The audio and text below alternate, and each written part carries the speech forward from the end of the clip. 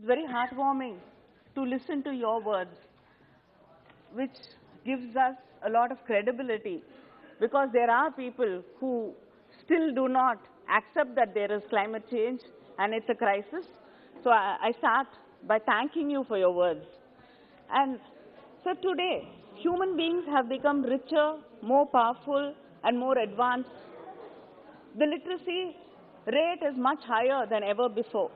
But today's youth have never ever अन्य सदस्य आपस में चर्चा मत कीजिए सदन में, प्लीज this बैठिए। kind of uncertainty, climate anxiety.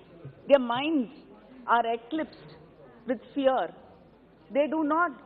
When I was talking to a group of youngsters, one of the boys told me that they're not sure whether they'll reach the age of 50.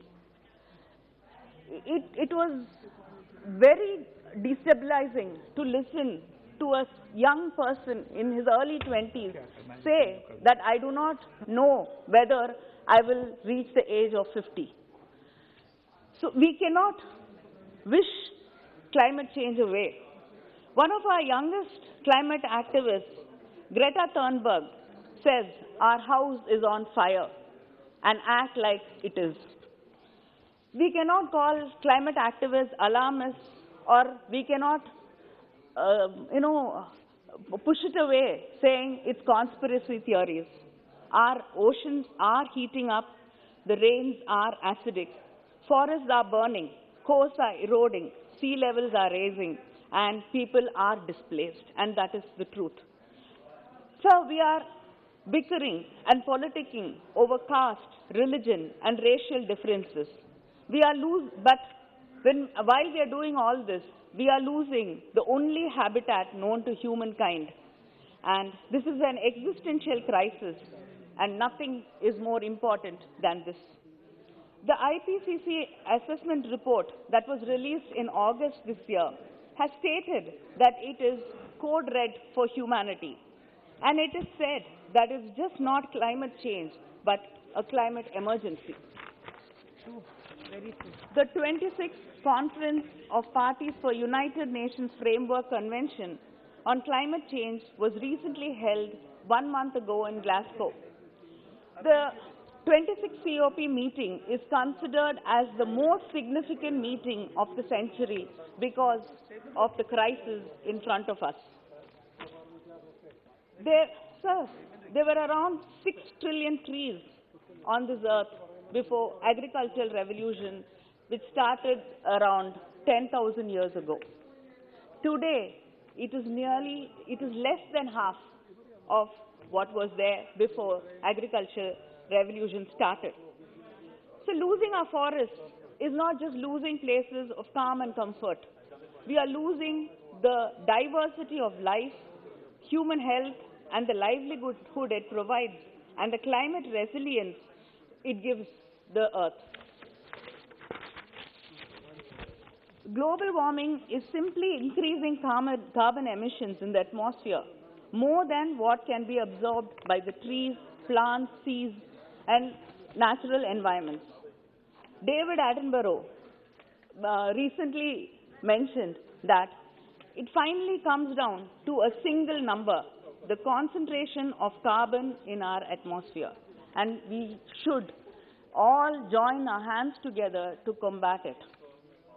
The IPCC report 2018 also warned us that the global warming will increase during the 21st century unless deep reductions in carbon dioxide and other greenhouse emissions occur in the coming decades. The Paris Climate Agreement of 2015 was about limiting global temperature well below 2 degrees Celsius, whereas the Glasgow Agreement has gone a step ahead, and it's very ambitious, and it set its goals to reducing it around 1.5 degrees Celsius. That is pre-industrial revolution levels. Our Prime Minister has announced 5 important commitments in the climate summit. They are: India will increase its non-fossil energy capacity to 500 gigawatt by 2030.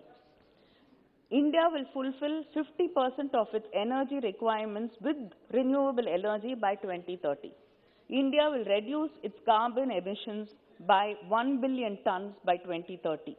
India will reduce carbon intensity of its economy by 45% by 2030. And India will achieve net zero by 2070. So, net zero is the balance between the amount of greenhouse gases produced and removed from the atmosphere. All 5 commitments by India are about mitigation aspects of climate change. The final commitment of achieving net zero by 2070 has received the most praise. The IPCC report 1.5 degrees Celsius is the first document that mentioned net zero emissions. The report explored and presented pathways for countries to limit the global average temperature increase within 1.5 degrees Celsius. One of the key insights from this report is that the world needs to achieve this by 2015 to limit its temperature.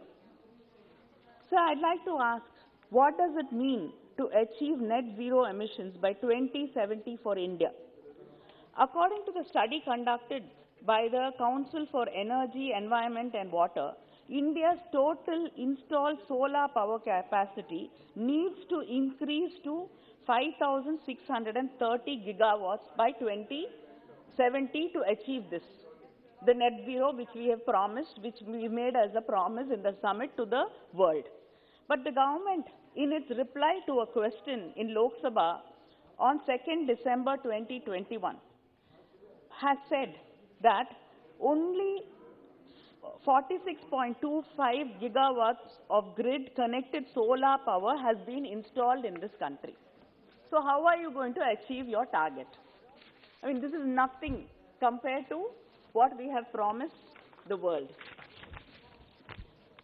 The usage of coal, especially for power generation, would need to peak by 2040 and drop by 99% between 2040 and 2060. Further, crude oil consumption also has to peak by 2050 and fall substantially by 90%. In the Paris Climate Convention, India committed to increase the share of non-fossil fuel resources to 40% of the power generation capacity and reduce the emissions intensity of the economy by 30 to 35% compared to the 2005 levels. To achieve our Paris pledge, we must have completed at least 175 gigawatt of renewable energy generation by 2022. But we've only achieved not even 2/3 of what we have to achieve. So how are you going to keep up the promise you've made to this world? To achieve its new goals, India will need to do much more in a holistic way. For instance, our country has a target of achieving 40 gigawatts of green energy from rooftop solar sectors by 2022. But we have not been able to achieve even 20% of that so far.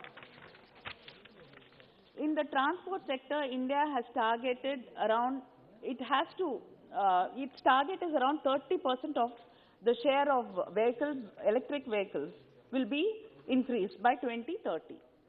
But according to the Climate Action Tracker, to be compatible with the Paris Agreement, the share of EV sales needs to be between 95 to 100% by 2040. Our target is 30%, but it has to be nearly 85 to 100%. How are you going to bridge this gap?